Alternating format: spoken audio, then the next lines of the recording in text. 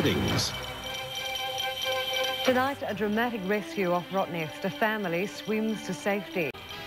Good evening. Also this Christmas Day, an elderly couple perish in a tragic house fire. And later in sport, final preparations for the first test.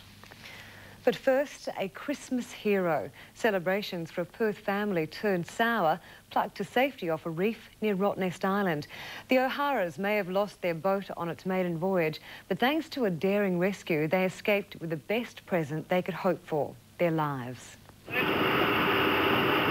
What began as a leisurely Christmas Eve cruise to Rottnest Island in their new boat turned into a voyage of terror for the O'Hara family.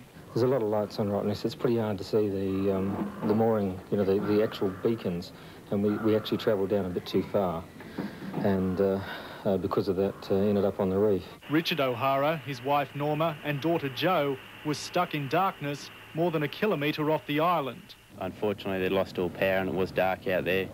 The wind was howling through, so it would have been pretty scary out there, yeah.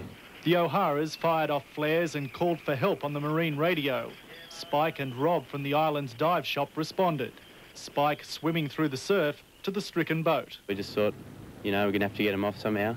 So the easiest way was just to, you know, for one of us to go aboard and talk them off. Led by Spike, the Perth family swam to the rescue boat. Fantastic. Yeah, it was really great. I'm just very pleased that I got my wife and daughter off. The O'Haras may have got off Sundowners safely, but their Christmas plans were left all at sea. There's a turkey floating around out there somewhere. There's literally hundreds and thousands of dollars worth of presents on board for friends and family. It wasn't quite Christmas we expected, was it? Salvage divers arrive tomorrow to try and get Sundowner off the reef, but the $45,000 boat is almost certainly a write-off. Still, as they met friends on Rottnest this morning, the O'Haras felt as though all their Christmases had come at once. They were safe. Good to be alive. Scott Bevan, National 9 News.